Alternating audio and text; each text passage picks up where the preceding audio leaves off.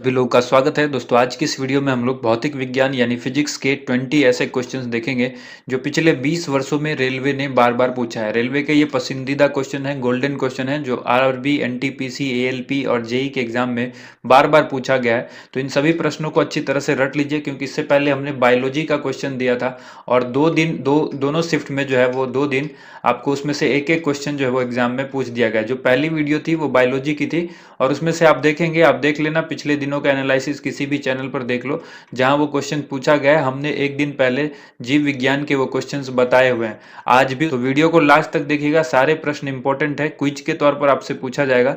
4 options होंगे, आपको answer भी बताना है, लास्ट में मैं आंसर बताऊंगा। टोटल कितने क्वेश्चंस आपके सही होते हैं वो जरूर बताइएगा और वीडियो को ज्यादा से ज्यादा लाइक एंड शेयर कीजिएगा। इस वीडियो को बहुत ज्यादा शेयर करना है क्योंकि सबके पास ये वीडियो पहुंचनी चाहिए।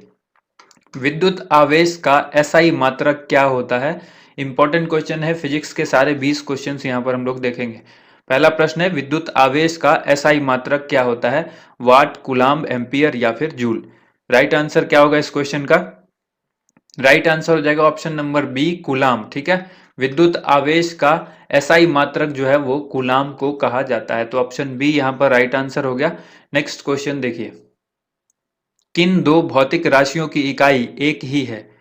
इनमें से किन दो भौतिक राशियों की इकाई एक ही है? ऐसी दो भौतिक राशि का यहाँ पर एग्जाम्पल दिया हुआ है। इनमें से एक ऑप्शन सही है और भौतिक राशियां वो ऐसी हैं जिनकी इकाई यानी यूनिट जो है वो उसकी सेम है, एक जैसी है। तो ऑप्शंस बताने हैं आपको, दाब और बल, बल और गति, बल और कार्य या फिर बल और भार। तो इसका राइट आंसर क्या हो जाएगा? इसका राइट आंसर हो जाएगा ऑप्शन नंबर डी, बल और भार। ठीक है, डी ऑप्शन जो है इस क्वेश्चन का राइट आंसर होगा। 1 kilowatt hour is equal to क्या होता है? 1 kilowatt hour is equal to क्या होता है? ऑप्शन दिया गया है 3.6 इंटू 10⁵ जूल। ये जे जो है ये जूल को डिनोट कर रहा है। ठीक है, तो इसी तरह से सबको आप वही समझे और ऑप्शंस बताइए कि राइट आंसर इसमें क्या होगा। इसी तरह से सवाल में आपको दिया जा सकता है 5.5 किलोवाट आवर में क्या होगा। तो जब तक आपको ये 1 किलोवाट वाला कंसेप्ट क्लियर नहीं होगा आप इस क्वेश्चन का आंसर नहीं करेंगे। हो सकता है आपसे सवाल पूछ दे 5 किलोवाट आवर में क्या होगा। ठीक है, तो ये दोनों आपको इस तरह के प्रश्न पूछे जा सकते हैं और पूछे गए हैं कई बार रेलवे के एग्जाम में। तो पैटर्न बिल्कुल सेम है, क्वेश्चन का क्या है, सिर्फ फिगर चेंज हो जाता है। तो यहाँ पर 1 किलोवाट आवर का जो आंसर होगा 3.6 इंटू 10⁶ जूल, यानी ऑप्शन नंबर बी यहाँ पर राइट आंसर होगा। अब जैसा कि हमने पूछा है कि 5 किलोवाट आवर में क्या होगा, तो देखिए 5 से हम लोग गुना कर देंगे 3.6 इंटू 10⁶ जूल। इसको ऐसे ही रहने देना है और इसको आपस में गुना करके आंसर लिख देना है। अब जैसे इसको आप गुना करेंगे तो क्या होगा, 3.6 को 5 से गुना करते हैं तो 6 पंचे इसमें 30, हाथ में 3, 5 दिया 15 और 3 18। ठीक है, तो एक के बाद जीरो आएगा यानी 18 इंटू 10⁶ जूल हो जाएगा। अगर वो पूछता है कि 5 किलोवाट में तो 18.6, ठीक है, इंटू 10⁶ जे। और यहाँ पर 5.5 अगर पूछ देता है तो इसी में फिर आप देख लीजिए, यानी 0.5 को अगर हम 3.6 से मल्टीप्लाई कर दें तो आपको पता चल जाएगा। 5 6 पंचे 30 के जीरो हासिल 3। ठीक है, और उसके बाद यहाँ पर आप देख लीजिए इसको गुना करके, यहाँ पर 3 पंचे 15 और 3 18। ठीक है, यहाँ दो अंकों के बाद देना है तो 1.80। अब इसमें ये पहले से 18 था और 1.80 जो है इसमें हम बाद में देंगे तो 19.8 हो जाएगा। तो 19.8 इंटू 10⁶ जे। ठीक है, ये हो जाएगा। इस तरह से सवाल आपसे पूछा जा सकता है, तो इसलिए इसको जरूर आपको अच्छे से याद रखना है। अगला प्रश्न देखिए, विभवांतर को मापने के लिए डैश उपकरण का प्रयोग किया जाता है? विभवांतर को मापने के लिए किस उपकरण का इस्तेमाल या प्रयोग किया जाता है? ऑप्शंस दिए गए हैं, आमीटर, गैल्वेनोमीटर, वोल्टमीटर या फिर विभव मापी। ठीक है, तो राइट आंसर इसका क्या हो जाएगा? Option number C, voltmeter से जो है विभवांतर का जो है विभवों का अंतर, इसका जो मतलब है विभवों का अंतर। सवाल आपसे इस तरह भी पूछ देगा, विभवों का अंतर मापने के लिए किस उपकरण का इस्तेमाल होता है? तो आंसर होगा वोल्ट मीटर। नेक्स्ट क्वेश्चन है, ऑटोमोबाइल में यात्रा की दूरी मापने के लिए किस यंत्र का इस्तेमाल किया जाता है? ऑटोमोबाइल में यानी गाड़ियों के अंदर जो है यात्रा तय की गई जो दूरी होती है, यात्रा की दूरी, यानी देखा होगा आपने गाड़ियों के अंदर जो मीटर लगे होते हैं उसमें क्या ऐसा यंत्र होता है जिसकी वजह से उसकी दूरी मापी जाती है? ओडोमीटर, स्पीडोमीटर, टेकोमीटर या फिर पेडोमीटर? राइट आंसर क्या होगा? इस क्वेश्चन का राइट आंसर हो जाएगा option number A, odometer. Odometer होता है जिसकी वजह से हम गाड़ी की द्वारा तय की गई दूरी को मापते हैं, यानी उसमें यही यंत्र लगा होता है जिसकी वजह से हम बताते हैं कि कितना किलोमीटर गाड़ी चली है, वो मापी जाती है। और जो दिखता है वो आपको क्या है? स्पीडोमीटर, जिस पर स्पीड बताई जाती है वो स्पीडोमीटर होता है। ठीक है। किसी पिंड के द्वारा किया गया कार्य किस पर निर्भर नहीं करता है? सवाल इसी तरह से होगा, कंफ्यूज करने वाला। किसी पिंड के द्वारा किया गया कार्य किस पर निर्भर नहीं करता है? और ऑप्शंस आपके सामने हैं, विस्थापन, बल और विस्थापन के बीच कोण, वस्तु के प्रारंभिक वेग या फिर लागू बल। किस पर निर्भर नहीं करता है? किसी पिंड के द्वारा किया गया कार्य जो है वो वस्तु के प्रारंभिक वेग पर निर्भर नहीं करता है, यानी ऑप्शन सी जो है वो करेक्ट आंसर होगा। विस्थापन पर जो है निर्भर करता है, बल और विस्थापन के बीच कोण पर निर्भर करता है, लागू बल पर भी निर्भर करता है। ठीक है, यानी जो बल लगा है उस पर भी निर्भर करता है, सिर्फ वस्तु के प्रारंभिक वेग पर निर्भर नहीं करता। तो ऑप्शन सी यहां पर राइट आंसर होगा। अगला क्वेश्चन है, जब आप रबर बैंड खींचते हैं तो हस्तांतरित ऊर्जा के रूप में संग्रहित होती है। हस्तांतरित ऊर्जा किस रूप में संग्रहित होती है? जब आप रबर बैंड खींचते हैं, आपने देखा होगा रबर बैंड, जैसे ये यहाँ से आप इसको अगर देखें, जैसे मान लीजिए यहाँ एक रबर इस तरह से ऐसे लगी हुई है और इसको जो है कोई आदमी खींचता है पीछे की तरफ।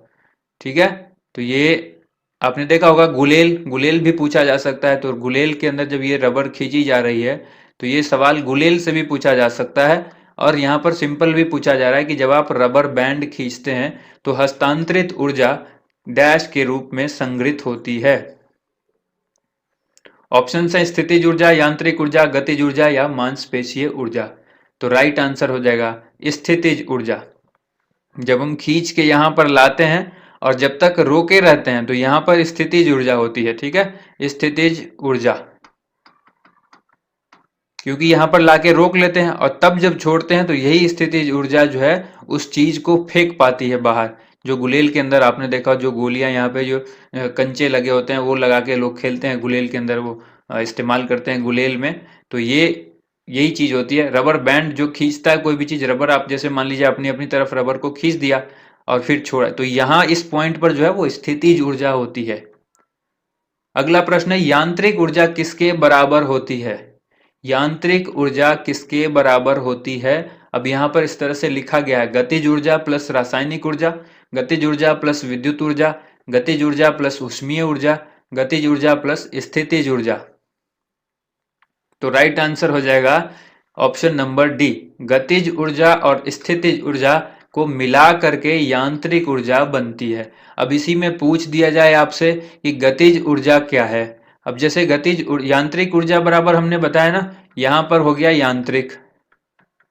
ठीक है, अब इसके बाद देखिए आपसे सवाल पूछ दे कि गतिज ऊर्जा जो है बराबर क्या होगा, तो फिर आप क्या करेंगे, यांत्रिक ऊर्जा में से इस स्थितिज ऊर्जा को माइनस कर देंगे। तो यांत्रिक ऊर्जा में से अगर हम स्थितिज ऊर्जा को माइनस करते हैं तो हमारे पास क्या मिलेगी?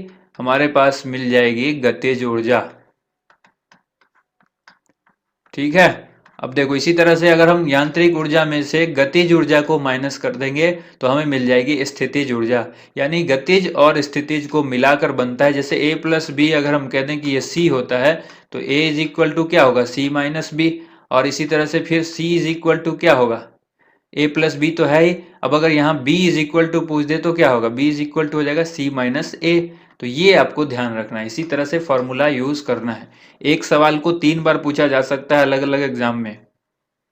कोई साइकिल सवार किसी मोड़ पर घूमता है तो वह बाहर की ओर झुकता है, भीतर की ओर झुकता है, आगे की ओर झुकता है या पीछे की ओर झुकता है? साइकिल सवार की बात की जा रही है, ये क्वेश्चन बहुत इंपॉर्टेंट है।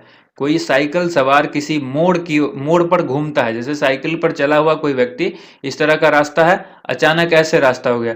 अब यहाँ पर कोई व्यक्ति साइकिल से जा रहा है, ठीक है, ये जा रहा है, तो वो मोड़ पर कैसे होगा, बाहर की ओर झुकेगा, भीतर की ओर झुकेगा, आगे की ओर झुकेगा या पीछे की ओर झुकेगा? तो राइट आंसर हो जाएगा ऑप्शन नंबर बी, भीतर की ओर, ये अंदर की तरफ झुक जाएगा व्यक्ति, ठीक है। साइकिल चला रहा है, चलाते चलाते वो साइकिल चलती रहेगी वैसे रास्ते पे, लेकिन वो अंदर की तरफ झुकेगा, ठीक है।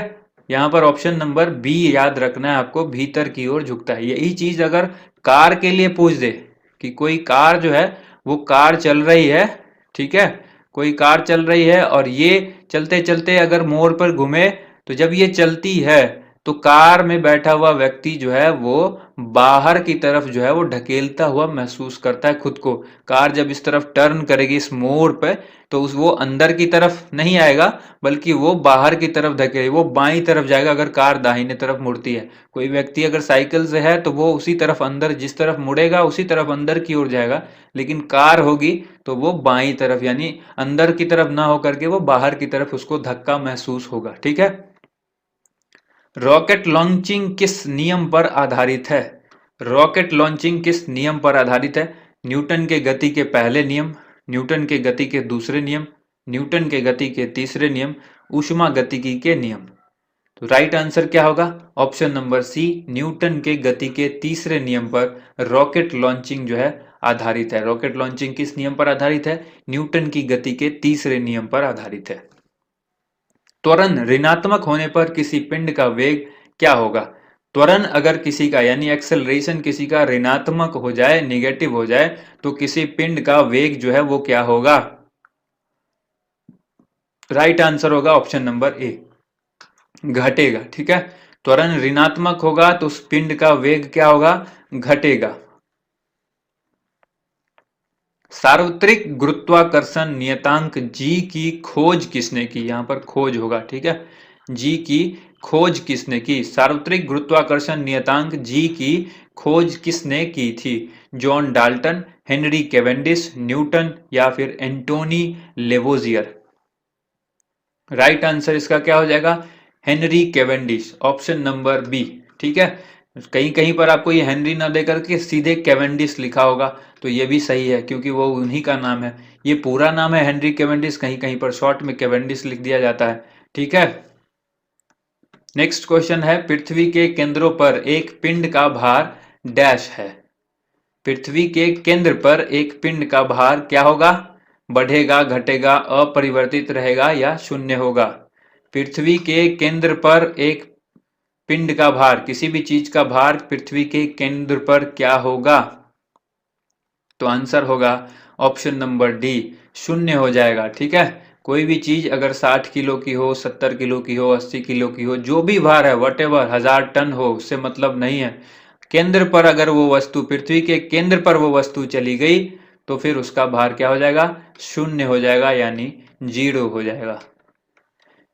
नेक्स्ट क्वेश्चन है, पृथ्वी की सतह पर किसी पिंड का भार 60 न्यूटन है, तो चंद्रमा पर उसका भार क्या होगा? देखिए कल ये क्वेश्चन पूछा गया था कि मास अगर पृथ्वी का, ये पृथ्वी पर किसी चीज का मास 60 किलो है, ठीक है, तो उसका मास चंद्रमा पर क्या होगा? मून पर उसका जो है मास पूछा है कि चंद्रमा पर उसका मास क्या होगा। तो देखिए मास कभी भी नहीं बदलता, 60 केजी यहाँ पर होगा तो 60 केजी चंद्रमा पर भी होगा। कहीं भी चले जाओ, आसमान में, पाताल में, कहीं भी मास जो है वो वही रहेगा, ठीक है। किसी भी पॉइंट पे चले जाओ मास वही रहेगा। लेकिन अगर भार पूछ दे, भार जिसको हम लोग कहते हैं वेट, तो अगर वेट पूछ देता है तो फिर यहां पर आपको याद रखना है कि जो वजन पृथ्वी पर होगा उसका छठा भाग हो जाता है चांद पर जाने पर। तो चंद्रमा पर कितना हो जाता है? 1/6। कोई भी चीज है तो उसको 1/6 से आपको गुना कर देना है। सिंपल है, 60n दिया हुआ है, इसको 1/6 से गुना कीजिएगा, 6 से कट जाएगा ये 10 बार में, आंसर क्या हो जाएगा? 10n। तो चंद्रमा पर किसी चीज का भार कितना हो जाएगा? 10n, यदि उसका पृथ्वी पर भार 60n है। तो ऑप्शन नंबर सी यहां पर राइट आंसर होगा, ठीक है। बढ़ते हैं अगले क्वेश्चन की। तो इसको उलट के भी पूछा जा सकता है, किसी चीज का भार चंद्रमा पर 10 किलोग्राम है तो पृथ्वी पर उसका भार कितना होगा। तो फिर आपको यहाँ पर क्या करना होगा, गुना कर देना होगा 6 से, क्योंकि चंद्रमा के भार से 6 गुना ज्यादा होता है पृथ्वी पर। तो 10 किलोग्राम अगर वहां है तो पृथ्वी पर आ जाएगा तो 60 किलोग्राम हो जाएगा। अगला क्वेश्चन देखिए, वर्षा की बूंद गोलाकार क्यों होती है। वर्षा की बूंद गोलाकार क्यों होती है। ऑप्शंस दिए गए हैं, गुरुत्वाकर्षण के कारण, पृष्ठ तनाव के कारण, श्यानता के कारण, अपवर्तन के कारण। तो राइट आंसर हो जाएगा पृष्ठ तनाव के कारण। Option number B right answer होगा। परम शून्य डैश ताप को दर्शाता है। परम शून्य किस ताप को दर्शाता है। शून्य से 273 डिग्री सी कम, शून्य से 300 डिग्री सी कम, शून्य से 373 डिग्री सी कम और शून्य से 255 डिग्री सी कम। परम शून्य किस ताप को कहेंगे। शून्य से 273 डिग्री अगर कम कर दें उस ताप को हम लोग परम शून्य ताप कहते हैं। ठीक है, यानी -273 डिग्री सेल्सियस अगर आप कह लें। ठीक है, तो ये है परम शून्य ताप। ठीक है, ये सवाल कई बार रेलवे में पूछा जा चुका है। किस रंग की तरंग दैर्घ्य सबसे कम होती है। बहुत ही अच्छा क्वेश्चन है, किस रंग की तरंग दैर्घ्य जो है वो सबसे कम होती है। राइट आंसर इसका क्या होगा, नीला, नारंगी, लाल या फिर बैगनी। करेक्ट आंसर हो जाएगा ऑप्शन नंबर डी बैगनी। बैगनी की तरंग दैर्घ्य जो है वो सबसे अधिक, सबसे कम होती है। बैगनी की तरंग दैर्घ्य जो है वो सबसे कम होती है, बैगनी की। और पूछा जाए कि किस रंग की तरंग दैर्घ्य सबसे अधिक होती है तो फिर आपको करना होगा लाल। लाल का क्या होगा, सबसे अधिक होता है तरंग दैर्घ्य और बैगनी का सबसे कम। मनुष्य में ध्वनि की श्रव्य सीमा कितनी है। मनुष्य में ध्वनि की श्रव्य सीमा यानी सुनने की जो सीमा है वो कितनी है, क्षमता के हिसाब से बताना है।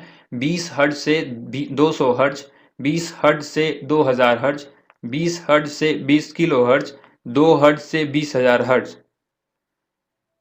राइट आंसर क्या होगा। राइट आंसर यहाँ पर आप लोग फंसिएगा, क्योंकि देखिए हर्ट्ज नहीं लिखा हुआ, एक जगह यहाँ पे किलो हर्ट्ज लिख गया है। अब यहाँ से कंफ्यूजन बन जाती है कि कौन सा होगा। तो right answer option number C ही होगा, क्योंकि आपको मालूम होना चाहिए कि 20,000 हर्ट्ज जो दिया हुआ होता है, 20,000 हर्ट्ज, इसको हम किलो हर्ट्ज में अगर कन्वर्ट करें तो ये 20 किलो हर्ट्ज होता है। ठीक है, यानी 1000 हर्ट्ज का 1 किलो हर्ट्ज होता है। वो 1 किलो हर्ट्ज 1000 हर्ट्ज के बराबर होता है। तो यही चीज को यहाँ पर कन्वर्ट कर दिया गया है, तो ऑप्शन यहाँ पर सी जो है राइट आंसर होगा। नेक्स्ट क्वेश्चन है, निम्न में से किसमें ध्वनि का वेग सर्वाधिक होगा। सबसे ज्यादा ध्वनि का वेग इसमें से किस में होगा। निर्वात में, द्रव में, गैस में या फिर ठोस में। तो राइट आंसर हो जाएगा ऑप्शन नंबर डी, ठोस में सबसे ज्यादा ध्वनि का वेग होता है। तो ऑप्शन नंबर डी यहाँ पर राइट आंसर होगा। अगला प्रश्न देखिए, सूर्य की ऊर्जा, सूर्य की ऊर्जा का स्रोत क्या है। सूर्य की ऊर्जा का स्रोत जो है वो क्या है। प्रकाश विद्युत अभिक्रिया, नाभिकीय संलयन अभिक्रिया, ठीक है, नाभिकीय विखंडन अभिक्रिया या फिर फोटोवोल्टिक अभिक्रिया। ये 4 ऑप्शंस दिए गए हैं। राइट आंसर क्या होगा। बहुत ही अच्छा सवाल है, बार बार पूछा जाता है। सूर्य की ऊर्जा का जो मुख्य स्रोत है, जो स्रोत जिसकी वजह से हमें सूर्य की ऊर्जा मिलती है, किस वजह से मिलती है, नाभिकीय संलयन अभिक्रिया की वजह से। तो ऑप्शन नंबर बी इसका राइट आंसर होगा। ठीक है, नाभिकीय संलयन। ये सारे प्रश्न हमने इस वीडियो में देखा। वीडियो को ज्यादा से ज्यादा लाइक कीजिए, ज्यादा से ज्यादा शेयर कीजिए। थैंक यू सो मच, आप सभी लोगों का वीडियो देखने के लिए बहुत बहुत धन्यवाद।